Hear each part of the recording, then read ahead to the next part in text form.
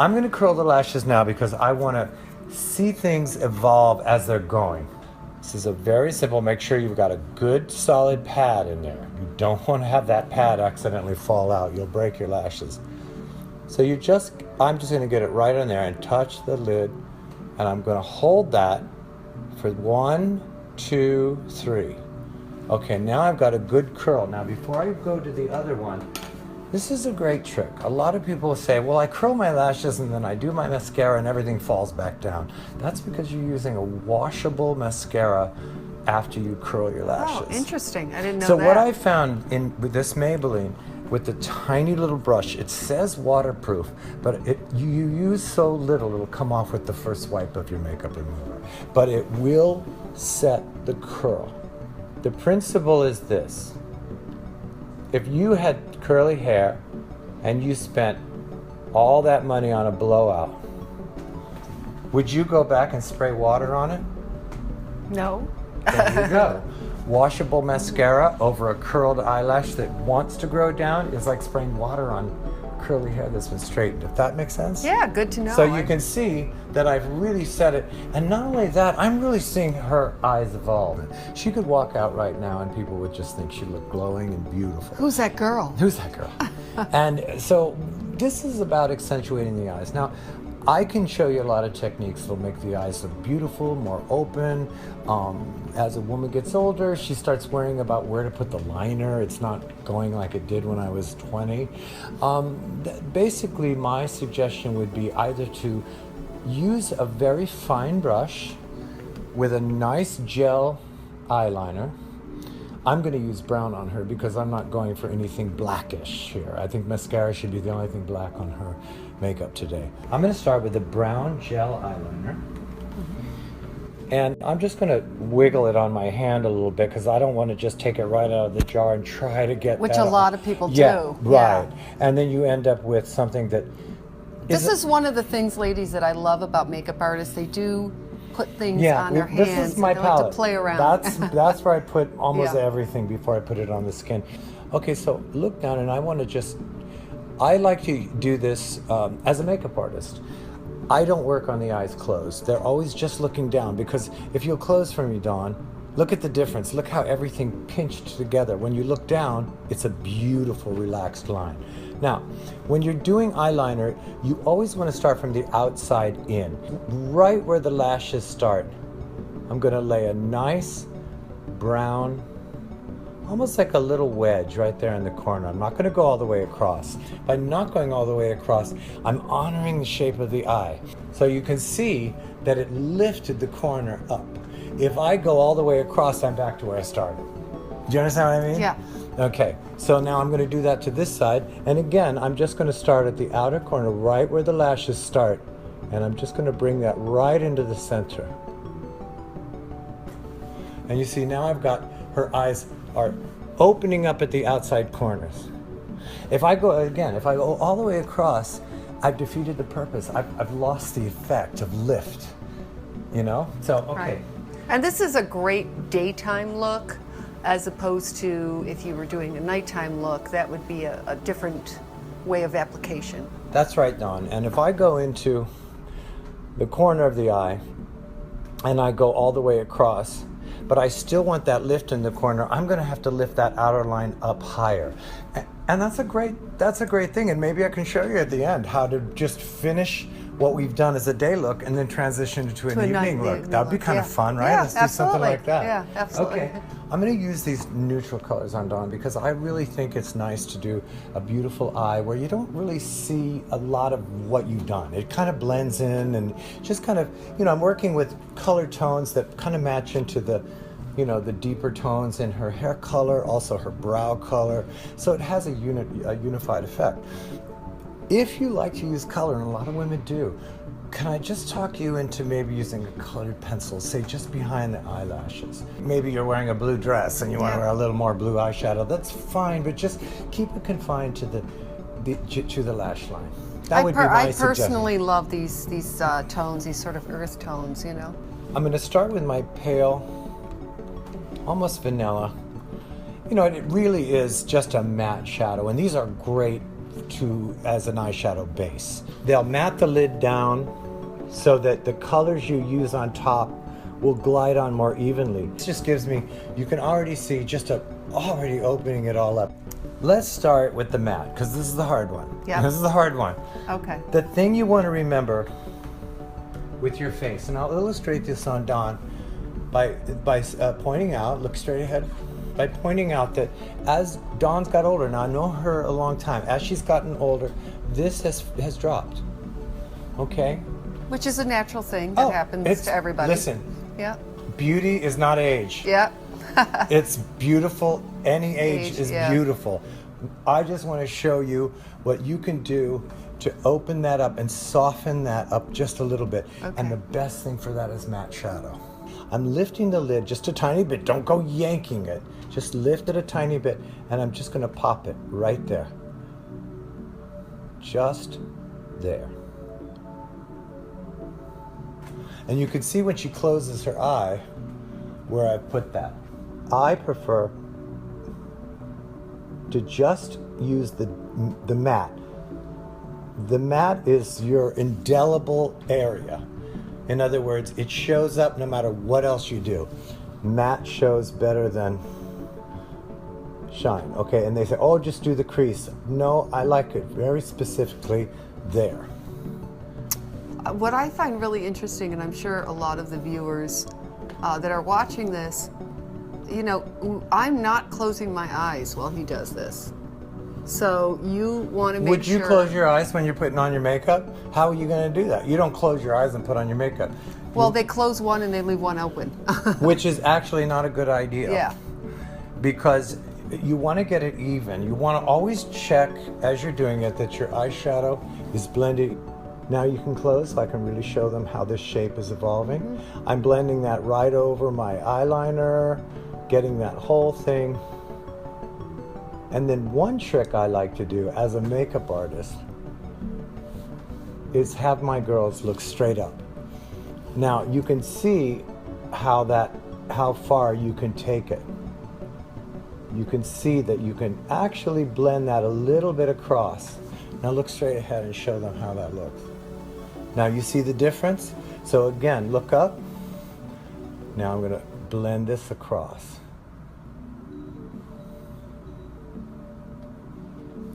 And then this is the best blending tool in the world, is the pad of your finger. Yep. I like to take that and just blend right? It out, but you can also taper that beautiful. Right. You see what that's done? It's just tapered it a little, gives it a little bit of that cat eye. I know women love that. So now we've got that matte, you know, we've got a nice sock to the eye. It's been really defined.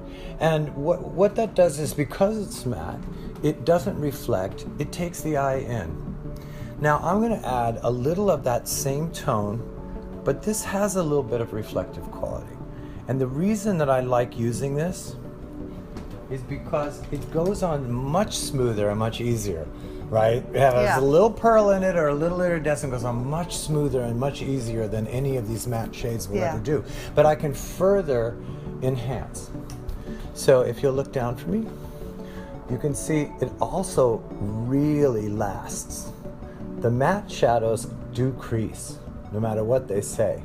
They do crease. This is going to do basically the same thing as the brown, but this has some reflective quality. So it's always soft and sheer looking. So you can see what this step has done. And because it has that reflective quality, it's not going to crease like the other. Well, it's not that it... Right, it's just built to be smooth and stay smooth. Where I find the matte does tend to crease. It's lacking something, and I wish I knew, because I don't manufacture makeup, I just use it. But I love it in here because I think it looks very, it's a more blended look. Right. And I can go all over, and particularly on Dawn, you can see the shape of her eye really calls for that kind of look, where you can really fill this in. And it just takes that matte. Don't go to the end, because I want to keep that to where my eye sees the most pop. But you see that that's almost the same color because it's pearl. pearlish, has that kind of iridescent quality to it, that it reflects lighter. Okay, now I'm going to get into my slightly brighter beige, kind of a little bit of a champagne. I can call that champagne. Oh. And this definitely has a little bit of reflective quality. In fact, more than a little. So I want to be very, very careful not to mess up what I've done. But I like to get in the corner of the eye. Look way up for me. I like to just sort of lay it right on the tear. Oh, that's interesting. Right. Oh, yeah. This just... Is this like an old Hollywood trick? Because I've seen this on some of the... It's a great trick. And a lot of makeup artists have done this and known this for years, but some women maybe aren't aware of that. But that's what I'm saying. Take a really pretty, bright shine right in between the eyes. It draws a little interest to the corner of the eye, but it also makes the eye look more awake somehow. I don't know how that exactly works, but it's a great trick, and yes, it's been around for a long time. But to me, I love the way that looks. Now you can also, if you feel that well, look, I've given Dawn's eyes a lot of openness. So I don't want to start closing it by adding something shiny up here on the brow, because that'll just throw it all back down. So where have I got to go that I can use a nice bright color is right, look down, is right in here. And that's what this is for. It just opens the eye up right in there. So now I'm going to go back here to finish her eyes with my matte creamy shadow. And all I want to do is just accentuate the highest area under the brow. I don't want to go down further because I've gotten this to really swell and appear to be more open with the matte brown. So I'm going to just lift that, and where the bone, you can see the bone and the brow, I'm just going to tap that. And that's going to just open up the brows, lift the brow even more. And that should be done with matte, because it blends into the face contours better when it's matte, as opposed to being shiny. Yeah, and it just under the eyebrow. Just under the eyebrow, not down to what we've done. You can see that none of that shadowing on the brown part has been touched, because we don't want to lose that impact. I'm going to come back with the gel liner now, even though it's still got its effect. It's made her lash line towards the end of her eye look thicker and fuller, which is where it lifts the eye up in the corner. Just because you put eyeliner on doesn't mean it has to look like you have eyeliner on. But here I'm going to show you how to just make it a little bit more dramatic.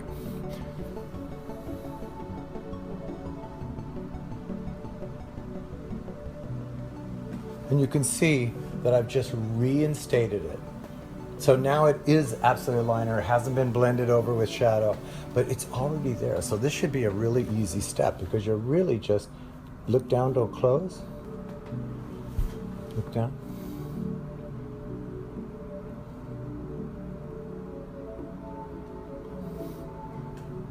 Can I ask a question? Yeah. So the brush you use, it has to be very thin, right, at the end, to Absolutely. get that really great line. If you put a thick line on and it's not right, it's very hard to reverse. Yes. If you put a thin line, here's a trick. Yeah. Using a thin brush. I'll show it to you on this side. If you'll just tilt your head to me and look down. Here's a trick. You can actually draw it where you want it to finish. I'm going for a much more dramatic line. Now you see, it can still be filled in down here, and that's easy. Filling it in, that's easy. Yeah. It's getting that top line.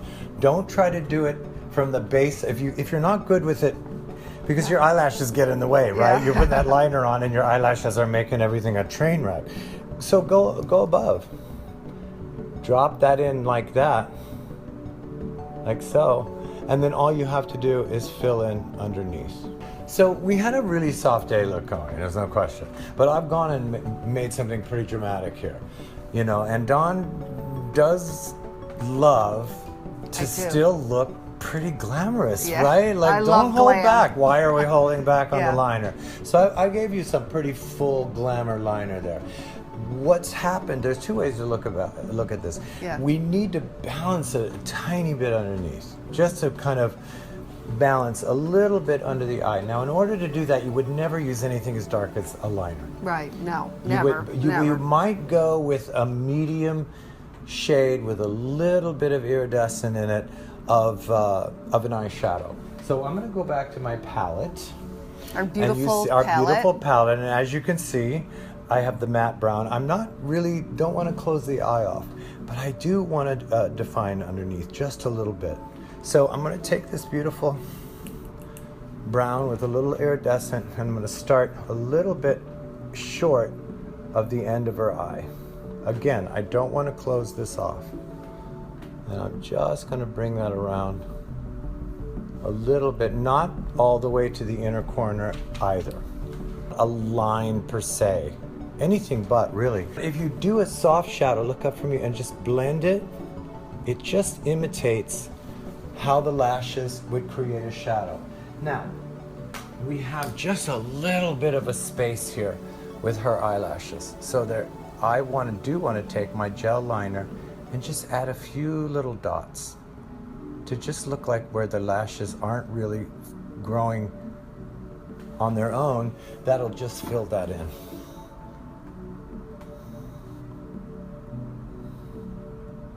Just right there, but again, never to the end. And there's nothing wrong with using your finger. It's such a great blending tool. Once you've got what you want, particularly underneath, whether it's concealer, liner, shadow, anything, it's okay to use your finger.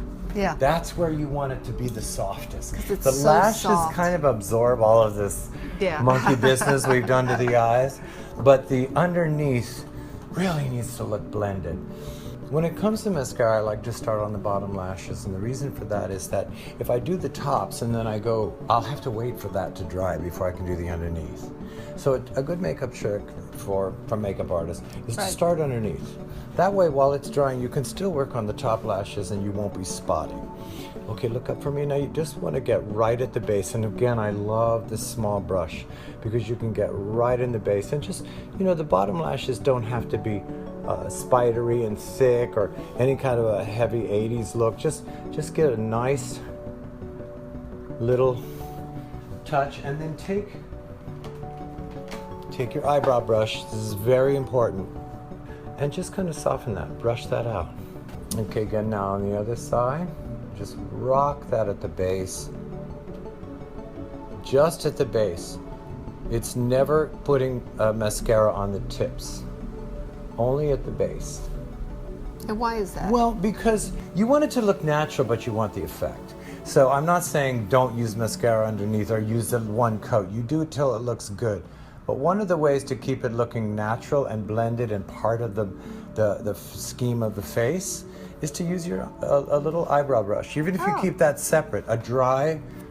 Make sure it's they dry. Also, they make mascara things that you can use multiple. If you have one of those lying around, with a little tool, and I would brush over that mascara. So now you have a softer effect from the mascara, but it's really doing it.